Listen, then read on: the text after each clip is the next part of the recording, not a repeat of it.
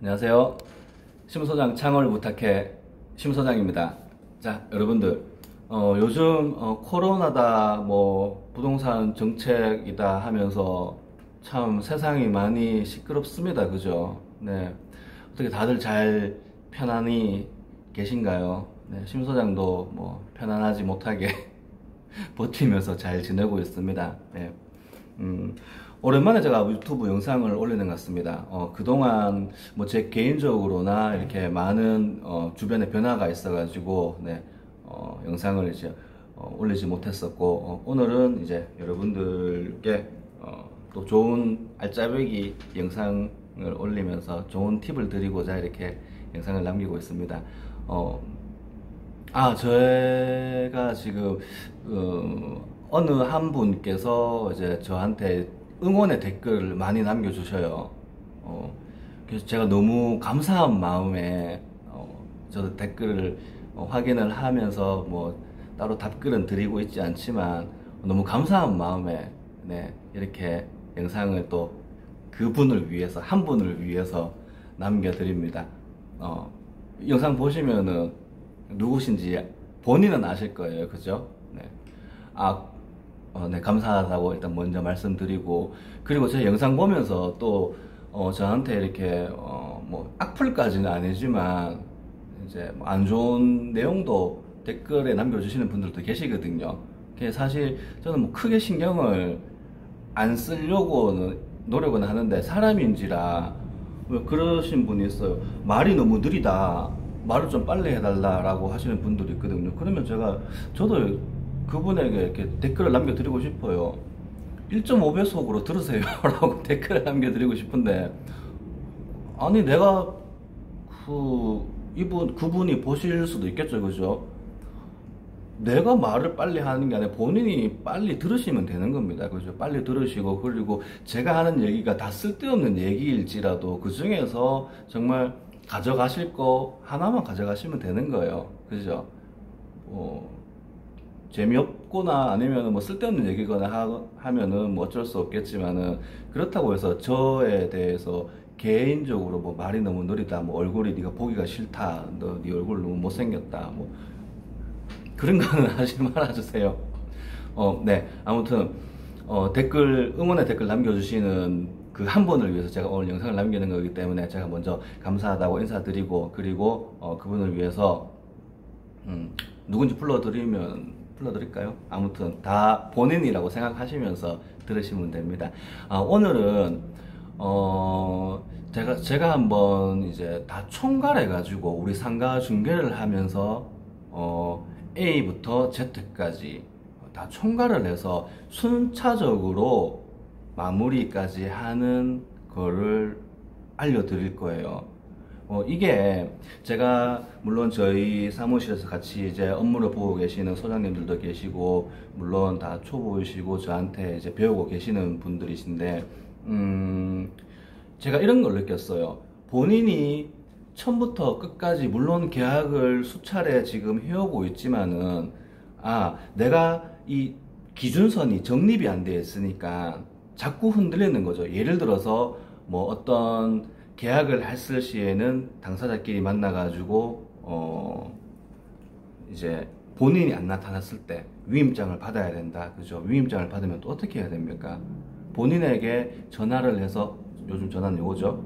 본인에게 전화를 해서 직접 확인 전화를 해야 되는 거죠. 자, 이게 기준입니다. 명확한 내가 중개를 하는 기준이에요. 근데 기준이 항상 이 기준에 적립하진 않겠죠, 그죠? 그러면은 이게 흔들렸을 때 이게 맞는지 저게 맞는지, 이렇게 해도 되는지 저렇게 해도 되는지 걱정을 하시더라고요. 걱정을 하고 두려워하시더라고요.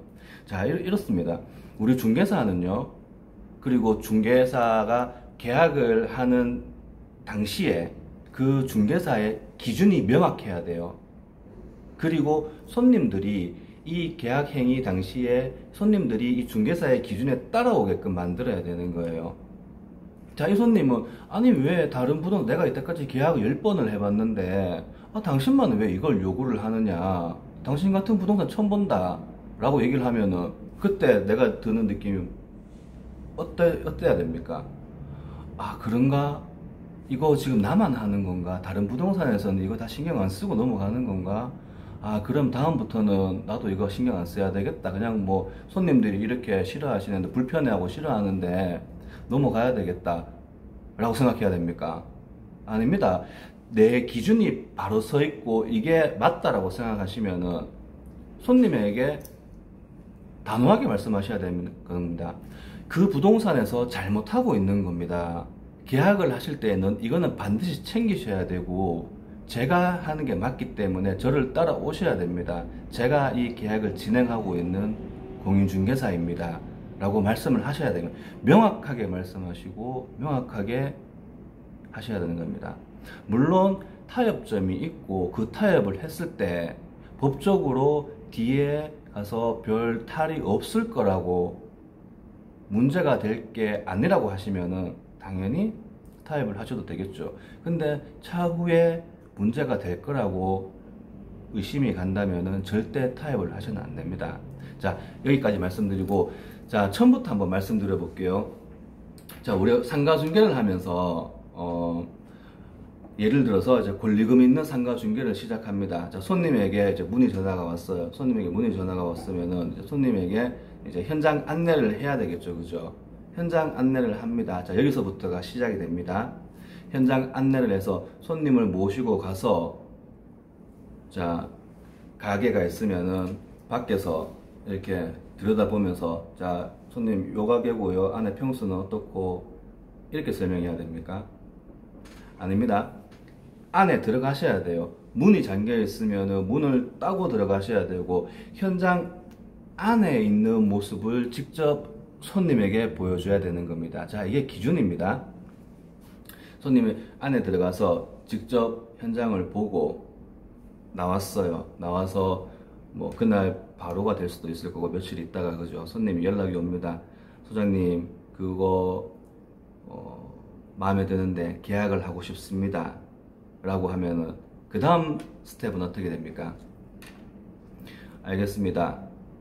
자, 그 중간에 뭐 계약 권리금을 조절하는 부분이나 이런 부분은 세세한 부분이기 때문에 제가 다른 영상이든 다음 영상이든 뭐 그런 스킬에 대해서 알려드릴 거고, 오늘은 기본적인 큰 맥을 짚어 드릴 거예요. 큰 맥을 짚어 드려 가지고 그 맥을 벗어났을 때에는 지금 영상을 보시는 우리 소장님들께서 직접 판단하셔가지고 이게 법적인 문제가 안 된다고 판단하면은 그거를 이제 타협을 하시면 되는 거예요. 자, 그러면 어떻게 할까요? 자, 계약을 하고 싶습니다 하면은, 아, 좋습니다. 그러면 우리 날짜 잡아가지고 계약할게요 라고 해서 날짜 잡고 계약하나요? 아닙니다. 자, 손님에게 말씀하시는 거예요. 좋습니다. 그러면은 계약을 하시고 싶으시면은, 자, 일단 권리금 계약을 해야 되겠죠, 그죠? 그러면은 권리금에 대한 계약금을 넣으셔야 되는 거예요.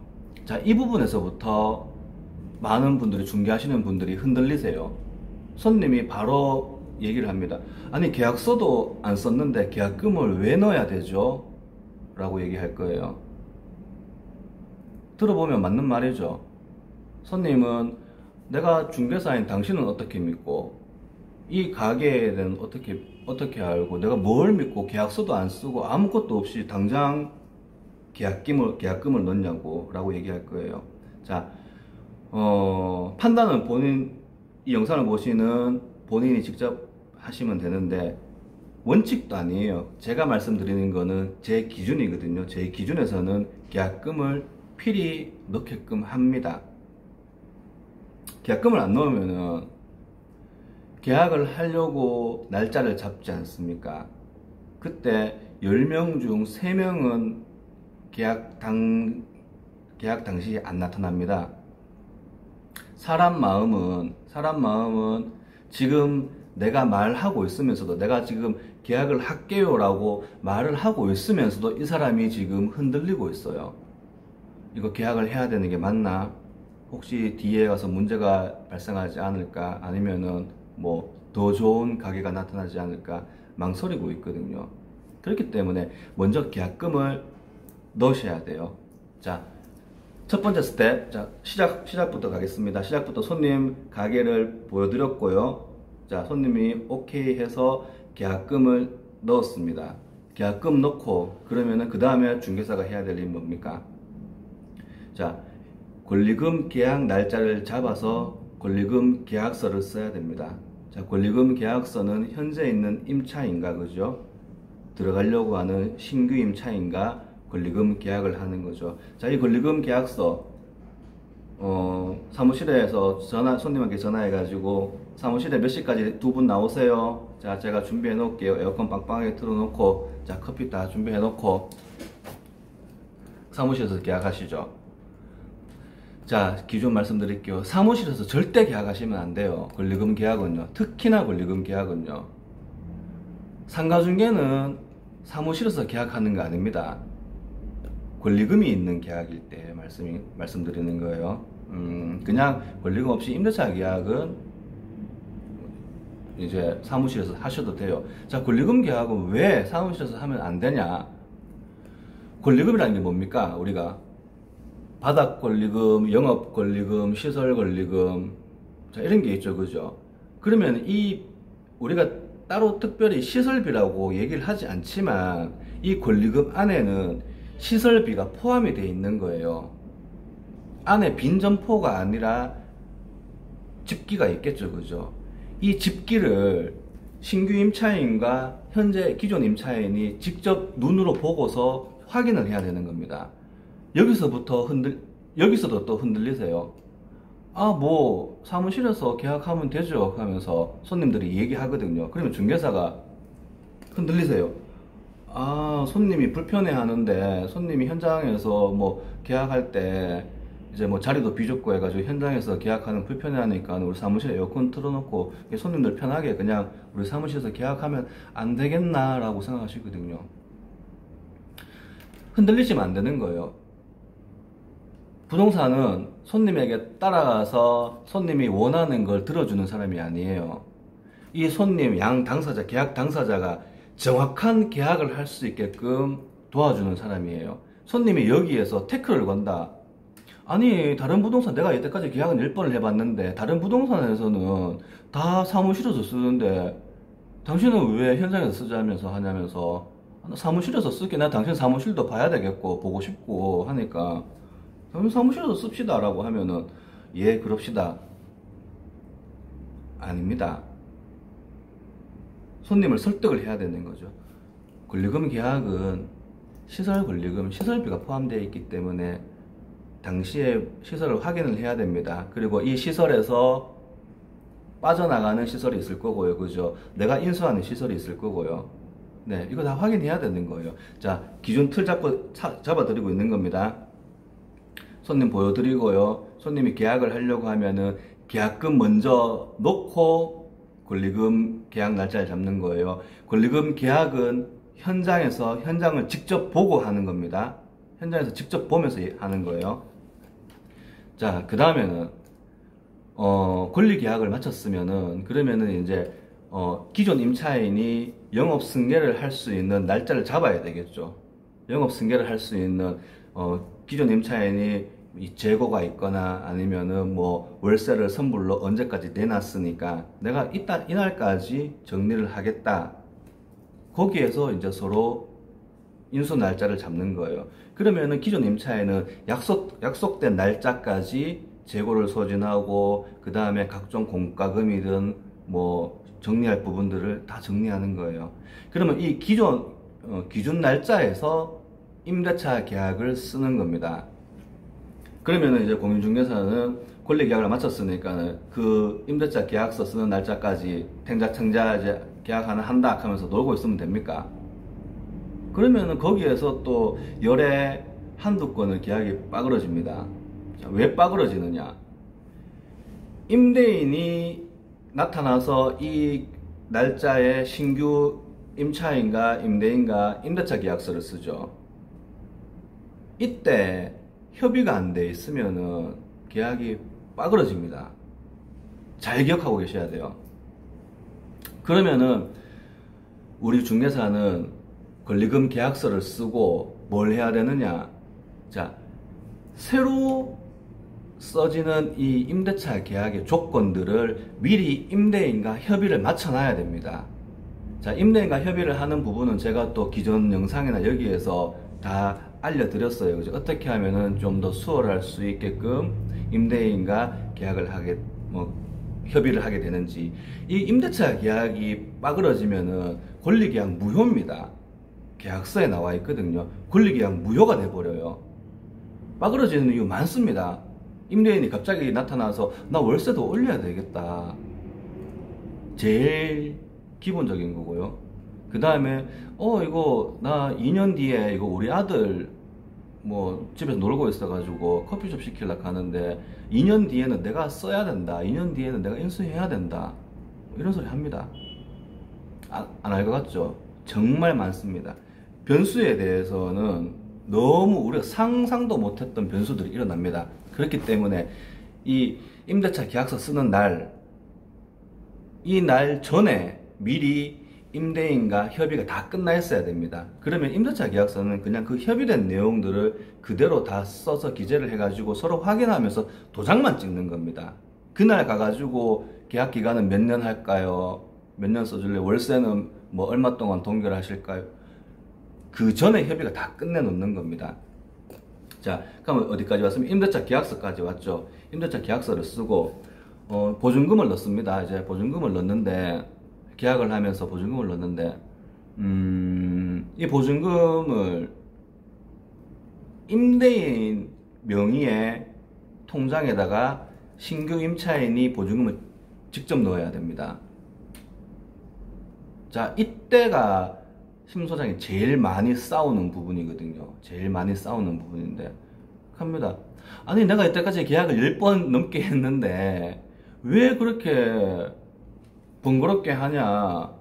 새로 들어오는 사람이 기존 임차인한테 어차피 보증금 똑같으니까 5천만 원 똑같으니까 요 줘라, 요 넣고 뭐 알아서 해라. 그러면 나는 임대인은 일로 직접 안 줘도 되고 뭐 수월하지 않겠냐. 이 얘기를 기존 임차인이 제일 많이 하거든요. 기존 임차인이 내 임대 직접 주세요. 내 임대인한테 돈 받으려고 하니까는 뭐 돈 달라고 하면 번거롭고 하니까는 그냥 계약하는 날 그냥 내 임대 주세요 라고 하거든요. 절대 그렇게